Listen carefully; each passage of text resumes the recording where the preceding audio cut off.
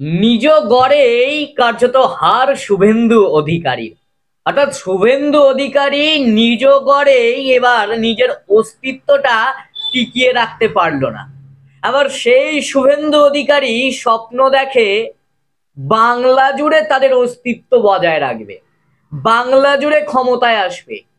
নিজের বাড়ির ছাদটাই নিজে ধরে রাখতে পারছে না, ছাদ ভেঙে পড়ে যাচ্ছে, অথচ সে আবার স্বপ্ন দেখে 40 তলা বিল্ডিং বানাবে, তার আবার ছাদ তৈরি করবে। কার্যত এমনটাই কিন্তু বলতে চান শুভেন্দু অধিকারী। কিন্তু আর আমি যেটা দিয়ে উদাহরণ দিলাম সেটাই স্পষ্ট হচ্ছে বাংলায়। কেন্দ্রীয় বাহিনী দিয়েই হয়েছিল সমবায় ভোট। শুভেন্দু নিজ গড়েই ধরাশায়ী, অর্থাৎ শুভেন্দুর গড়েই যেন ধরাশায়ী হতে হলো বিজেপিকে। আর ধরাশায়ী হওয়ার পর সেখানে কোন আবির উঠল? সেখানে সবুজ আবির উঠল। গত উপনির্বাচনেও আমরা দেখেছিলাম সবুজ আবির উঠতে উঠতে গোটা বাংলা জুড়ে। ঠিক তেমনি সমবায় ব্যাংকের ভোটেও এবার সবুজ আবির উঠতে দেখা গেল গোটা কাঁথি জুড়ে, অর্থাৎ শুভেন্দু অধিকারীর গড় জুড়ে। পূর্ব মেদিনীপুরের সমবায় ব্যাংকের ভোটে কার্যত সবুজ ঝড়। কাঁথিতে বিপুল ভোটে জয়ী হলো তৃণমূল। এদিকে পার্শ্ববর্তী নন্দীগ্রামে বিজেপির সঙ্গে তৃণমূলের আসন সমঝোতা। 50টি আসনের মধ্যে 32টা আসনে বিনা প্রতিদ্বন্দ্বিতায় জিতে নিল তৃণমূল সমর্থিত প্রার্থীরা। এমনকি আসন রফার কথা খোলাখুলি স্বীকার করে নিল দুই দল। অশান্তি রুখতে সুপ্রিম কোর্টের নির্দেশে কাঁথিতে কেন্দ্রীয় বাহিনী দিয়ে ভোট করানো হয়।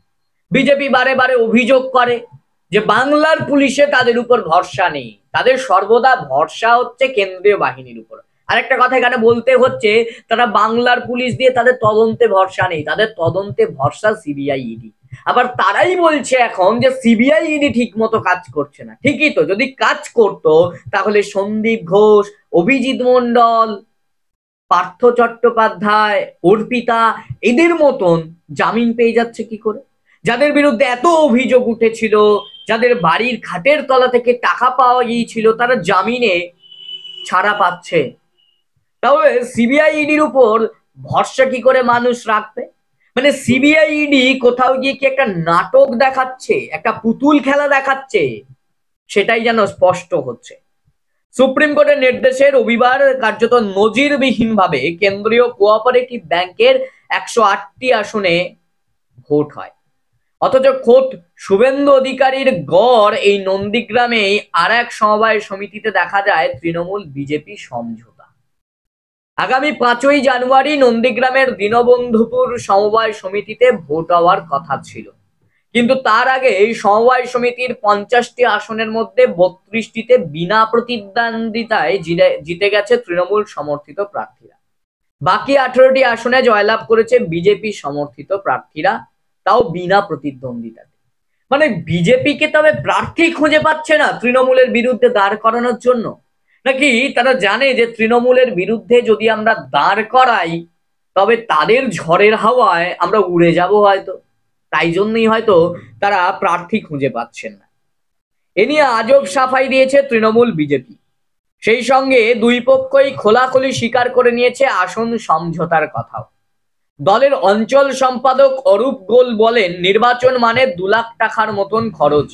এলাকায় শুভবুদ্ধি সম্পন্ন মানুষের পরামর্শ নিয়ে আমরা বিজেপির সঙ্গে আসনের রফা করেছি। 18টি বিজেপি নিয়েছে, 32টা তৃণমূল কংগ্রেস নিয়েছে। সাংগঠনিক জেলার সদস্য সুদীপ দাস বলেন, সমবায়ের কোনো রং হয় না, সমবায় নির্বাচন করতে গেলে বিপুল অর্থ নষ্ট হয়, তাই আসন সমঝোতা করা হয়েছে। মানে সমবায় নির্বাচন করতে গেলে একটা টাকার ব্যাপার থাকে, সেই টাকা যে খরচা যাতে না হয় তার জন্য কিন্তু তৃণমূল আর বিজেপি একসাথে আসনকে সমঝোতা করে নিয়েছে। মানে সিপিএম যে অভিযোগটা মাঝে মধ্যে তোলে কোথাও গিয়ে, যে সেটিং তত্ত্ব, সেটাও কিন্তু আবার প্রকাশ্যে আসছে। এবার এই যে শুভেন্দু অধিকারীর গড়েই নিজের হার, সেটা কি শুভেন্দু অধিকারী কি মানতে পারছেন, নাকি তারা অভিযোগ তুলবে বা আগেও তুলেছেন সন্ত্রাসের ভোট হয়েছে? যদি সন্ত্রাসের ভোট হতো সেটা যদি বাংলার পুলিশ থাকতো তাও নয়, ভাবা যেত যে বাংলার পুলিশ যেহেতু বর্তমান রাজ্য সরকারের তৃণমূল কংগ্রেস, তার কথা একটু হলেও শুনবে। কিন্তু কেন্দ্রীয় বাহিনী দিয়ে ভোট হয়েছে, বিজেপির বর্তমান যে কেন্দ্রীয় সরকার তাদের বাহিনী, কেন্দ্রীয় বাহিনী তাদেরকে দিয়ে ভোট করানো হয়েছে, সেটা তো তাহলে নিরপেক্ষতা হওয়ার কথা। তাহলে কি নিরপেক্ষতা হয়নি? মানে কেন্দ্রীয় বাহিনী কি দুর্নীতির সাথে যুক্ত? নাকি নিরপেক্ষতাতেই ভোট হয়েছে, মানুষ আপনাদের পাশে নেই বলে ভুল বোঝানোর জন্য মানুষকে আপনারা বলছেন যে সন্ত্রাসের ভোট হয়েছে? এরপর কি আর তৃণমূল বিজেপির সেটিং নিয়ে কোনো সংশয় থাকে? যেটা বললাম যে আসন সমঝোতার কথা স্পষ্ট করে দিয়েছে দুই দল, তৃণমূল এবং বিজেপি। মানে কোথাও গিয়ে বাংলার রাজনীতির আছে কাঁথিটাকে কেন্দ্র করে তৃণমূল বিজেপির আবার সেটিং তত্ত্ব কিন্তু প্রকাশ্যে আসছে। প্রশ্ন তুলে কটাক্ষ করেছে সিপিএম। সিপিএম আবার এই যে কটাক্ষগুলো করে, অথচ সিপিএম এর সঙ্গে সেটিং তত্ত্ব কি নেই? নাকি দিল্লিতে গিয়ে তারা দোস্তি করে আর বাংলায় তারা কুস্তি করে? এটাই সিপিএম এর চরিত্র, সিপিএম এর ক্যারেক্টার, যে দিল্লিতে আমরা সবাই ভাই, তৃণমূল ভাই, কংগ্রেস ভাই, সবাই মিলে হরিনাম গাই, সবাই মিলে খোল করতাল বাজাই, আর বাংলায় এসে শুধু বলি বলো হরি বল। মানে বাংলায় এসে এবার কুস্তি লড়ি, শুধুমাত্র বাংলায় এসে লড়াই করি, আর দিল্লিতে দেখাই আমরা বন্ধু। দুমুখো দুমুখো সাপের মতন দেখাচ্ছে যেন সিপিএম এর চরিত্রকে, বলতেই হলো কথাটা।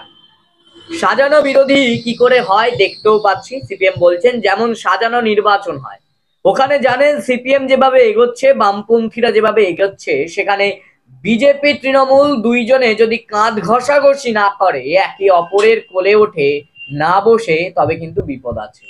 সিপিএম বলছে, সিপিএম ভোট নিয়ে এত কথা বলে, অথচ সিপিএমই ভোটের খাতাটার খুলতে পারে না। সিপিএম বাংলায় একটা বিধায়ক দিতে পারে না, সিপিএম বাংলা একটা সাংসদ দিতে পারে না। তারপরেও সিপিএম কার্যত ভোট নিয়ে মুখ খোলে।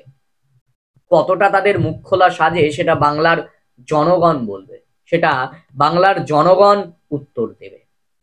তবে শুভেন্দুর গড়েই যে শুভেন্দু অধিকারীর মাথা হেঁট হলো, তবে লক্ষণ যা দেখা যাচ্ছে গোটা পশ্চিমবঙ্গ জুড়েই শুভেন্দুর মাথা কিন্তু হেঁট হতে চলেছে। এতক্ষণ ধরে রয়্যাল বাংলা স্টুডিও থেকে আপনাদের সঙ্গে আমি ছিলাম সন্দীপন। আরো নানান খবরের আপডেট পেতে চোখ রাখুন শুধুমাত্র রয়্যাল বাংলার পর্দায়, এবং বিভিন্ন জেলার খবর পাঠাতে এবং আমাদের চ্যানেলে আপনাদের খবর তুলে ধরতে যোগাযোগ করুন আমাদের চ্যানেলের দেওয়া নাম্বারে।